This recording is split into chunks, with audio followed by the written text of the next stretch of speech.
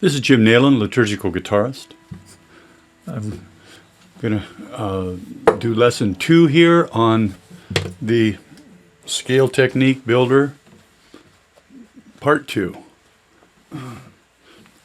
So now we're going to learn how to go to what's called shifts. A shift is a very important thing for moving up and down the fretboard.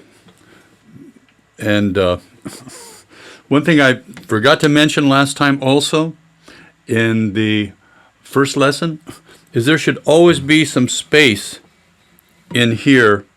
Your palm is never up against the fretboard. You don't want that. That's a bad habit to get in. A lot of you, when you're up learning your basic chords, you end up putting this part of your hand touching the fretboard. It should never touch the fretboard, even on chords or anything. There should always be some kind of space between the neck and your palm. Okay, so anyway, exercise 1 is a shift from the 9th to the 5th position. So again, reviewing 9th position, my first finger's on the 9th fret. 5th position, my first finger's on the 5th fret, which puts my little finger on the 8th fret. So really all we're doing in this first exercise is playing these two notes, the 9th and the 8th fret, and again we're playing on the 2nd string to make sure that we have our hand in good position, 90 degrees on the fingertips, space in here between the palm and the guitar neck, thumb about opposite of the first finger.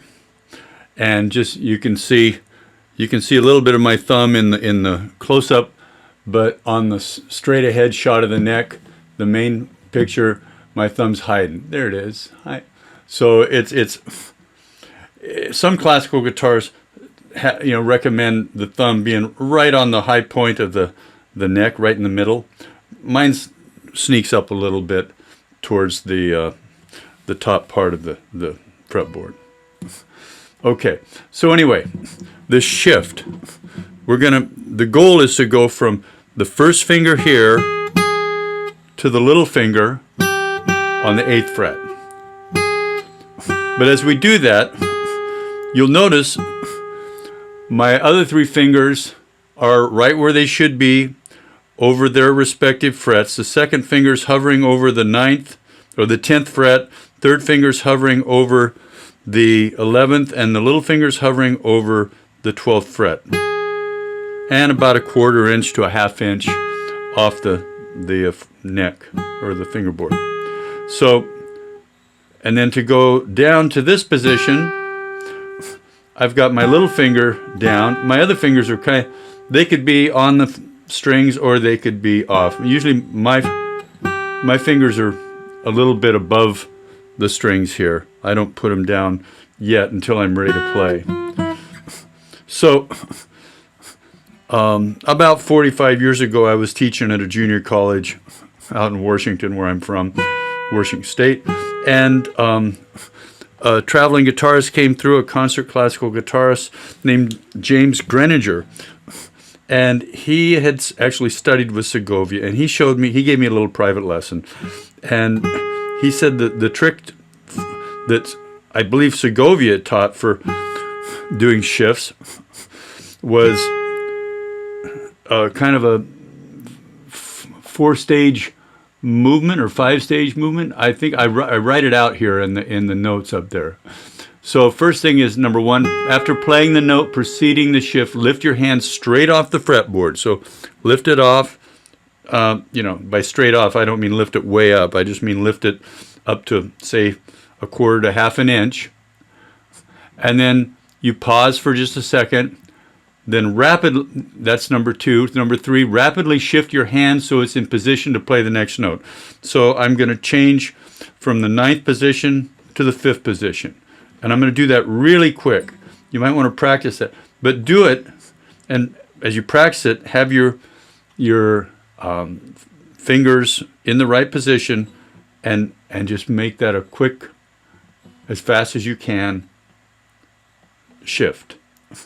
Okay, so you've shifted now number 3 to the 5th position, and then pause slightly. Then number 5 is lower your hand to the fretboard and play the note. So, and to go back up, because we shift in both directions, to go back up, it's the opposite. Lift your little finger off the 8th fret, pause, shift up, and then put your pause, and then put your first finger down on the 9th fret. And that's how you should practice exercise 1 at first. Super slow. Probably not even without a metronome. Play the note, lift it off, shift, play the note, lift it off, shift, play the note, lift it off, shift, play the note. And gradually, you're going to work on eliminating the pause there, eliminating those pauses, and just go from playing the note, shifting, and playing the note immediately.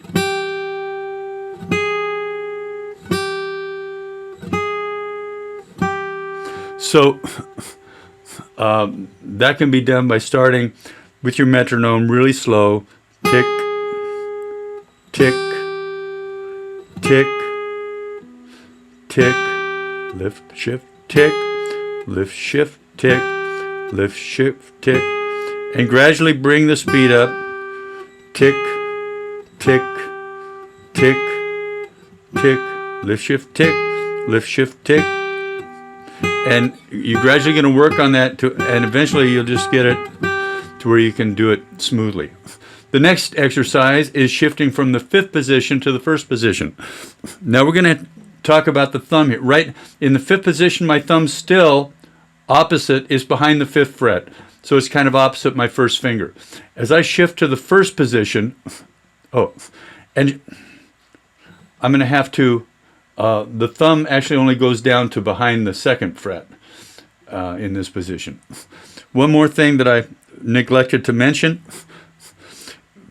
Up between the between the 9th position and the 5th position, I can almost keep my forearm. If you're looking down at your forearm, you can keep that forearm 90 degrees from to the fretboard or the neck, and you do that by lifting your shoulder, bringing the elbow out a little bit, so you can see my elbow moving out there. So that my forearm is still it's 90 degrees to the fretboard or neck. But as I shift into the 1st position, I can't bring my arm out this way, and I can't spread my fingers over the 4 frets by keeping this parallel here. That would be really uncomfortable and would cause all kinds of physical damage to your body over time. So what you do now is you rotate along the elbow, and your forearm gradually angles further and further, and then you're playing like this, so that your fingers aren't coming down straight or aren't coming down perpendicular to the fretboard. As I'm here in the 5th fret, you can still see my fingers are my 2 middle fingers are still pretty much coming down at a 90-degree angle on the fingertip from the fretboard. They're coming straight up off the fretboard. But as I change, now my fingers kind of lay off on the side a little bit. And my thumb's way back here, kind of tucked behind the 2nd fret.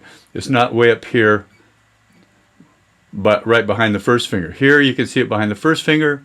Here there's an angle to the hand, and it's you can still let's see.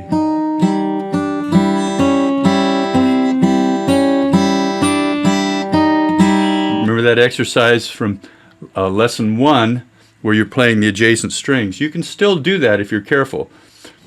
So anyway, so this shift, exercise 2, is from the 5th position, lift off, shift, play, little finger on the 4th fret, lift up, shift up to the 5th position, play, lift up, shift to the 1st position, and eventually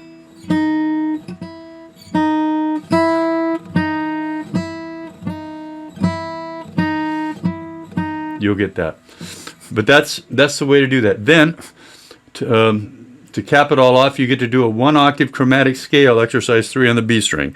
So that would be, and on the right hand, it doesn't matter. Classical technique is IM, first finger and second finger alternating.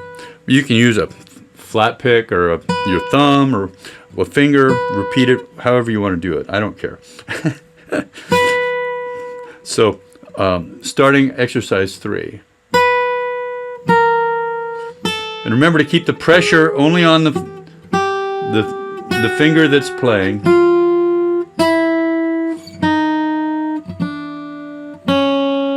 And lift off to the open string.